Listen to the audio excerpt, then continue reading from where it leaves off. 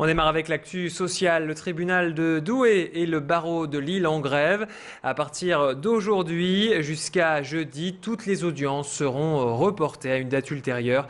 Un mouvement en soutien au tribunal de Nantes. En effet, les propos de Nicolas Sarkozy continuent d'alimenter la polémique. Jeudi, le chef de l'État a parlé de fautes et de dysfonctionnements graves de la police et de la justice en évoquant la remise en liberté de Tony Meillon. Ce jeune homme est le principal suspect du meurtre de la jeune Laetitia et a déjà fait l'objet de 15 condamnations. Les propos du président de la République ont provoqué la colère des magistrats, en particulier au tribunal de Nantes, en charge de cette affaire. Ils ont même décidé de suspendre les audiences pour une semaine et ce jusqu'à jeudi. D'autres barreaux de France ont décidé de rejoindre le mouvement, comme Dunkerque, Boulogne, Béthune, Douai et Lille aujourd'hui.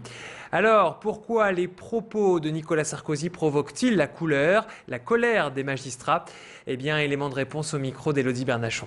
Le mouvement de grève, c'est un peu un mouvement d'exaspération des magistrats qui se rendent compte qu'à chaque fois qu'il se passe quelque chose de grave sur une affaire pénale, on cherche tout de suite une faute chez nous, à la police, au service d'insertion et de probation, sans avoir examiné le fond du dossier. Ça devient un peu comme un réflexe. Ceci s'ajoute à l'insécurité juridique, la multiplicité des nouveaux textes, au problème budgétaire qui fait que on a de moins en moins de moyens, au problème des réductions d'effectifs. Justice, toujours les suites de l'affaire de Dominique Cotterêts. Je vous rappelle que cette habitante de Villers-au-Tertre dans le Douaisis avait défrayé la chronique cet été.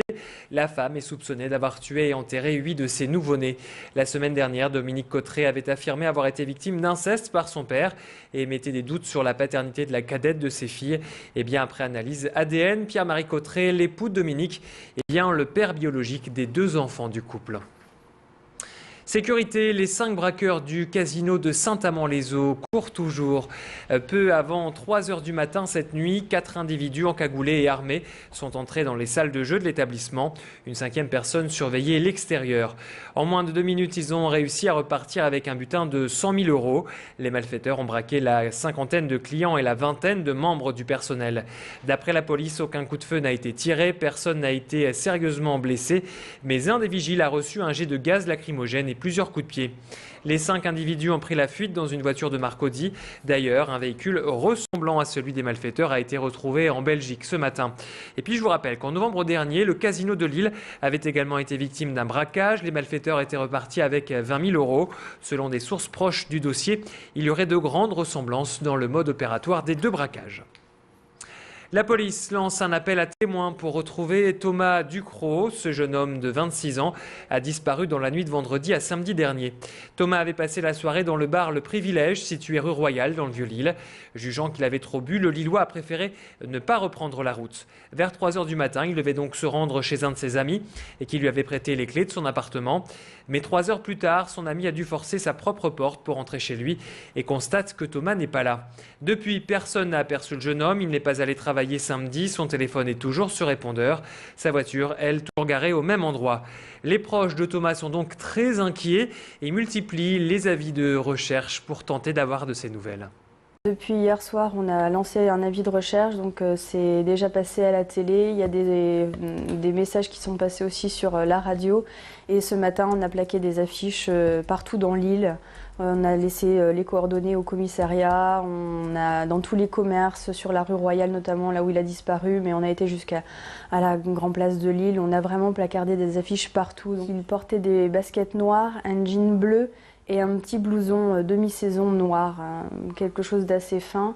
Et sinon, il est grand, il fait 1,85 m, il est très mince, il a des yeux bruns. Et puis si vous avez justement des informations concernant Thomas, n'hésitez pas à contacter la police au 03 62 59 80 00, 03 62 59 80 00. Éducation, la grogne se poursuit dans certains établissements de la région et notamment des lycées professionnels. Aujourd'hui, opération journée morte au lycée Mongy à Marcq-en-Barœul. Aucun cours n'a été assuré. Les enseignants se sont rendus cet après-midi devant le rectorat de Lille. Une trentaine de personnes se sont rassemblées pour dire non aux 5 suppressions de postes prévues à la rentrée prochaine dans l'établissement. Je vous rappelle que 865 postes seront supprimés dans l'Académie de Lille à la rentrée prochaine, dont 470 dans le secondaire. Alors, qu'est-ce qui provoque la colère de ces enseignants? Élément de réponse au micro d'Élodie Bernachon. En enseignement général, on sera avec des classes de 30, 35 et en enseignement professionnel, des groupes de 15. En atelier, en automobile, c'est difficile à gérer. Forcément, les professeurs ne pourront pas s'occuper aussi bien de 15 élèves qu'ils ne s'occupent de 10 actuellement. Donc je suis entièrement solidaire avec les professeurs et je me bats avec eux pour tous les élèves du lycée. Au lieu de créer des postes, on nous donne des heures supplémentaires. Et bon, ça ne nous convient pas, quoi. Cette semaine, elle est importante parce que tout le monde est en train de prendre conscience de l'ampleur des dégâts. Et donc, on essaie de construire vraiment la mobilisation qui ira crescendo jusqu'à jeudi, puisque jeudi est une journée nationale. Et puis on termine ce flash avec la grosse déception du LOSC hier soir face à Auxerre. Les Dogs ont concédé un match nul après avoir quasiment mené toute la rencontre. Moussasso, encore très en forme hier soir, a marqué dès la 9e minute sur un très beau retourné. Les hommes de Rudy Garcia ont maîtrisé ce match, mais à la 86e, quelques minutes avant la fin de la rencontre, Dudka a égalisé, score final 1-1. Même avec ce match nul, les Dogs restent premiers au classement avec 5 points d'avance sur le PSG et sur Rennes. Et puis on connaît les prochains adversaires du LOSC. En quart de finale de la Coupe de France, Lille recevra Lorient le mercredi 2 mars prochain. Coup d'envoi à 20h45. C'est la fin de cette édition. Merci de l'avoir suivi. Tout de suite, c'est la météo.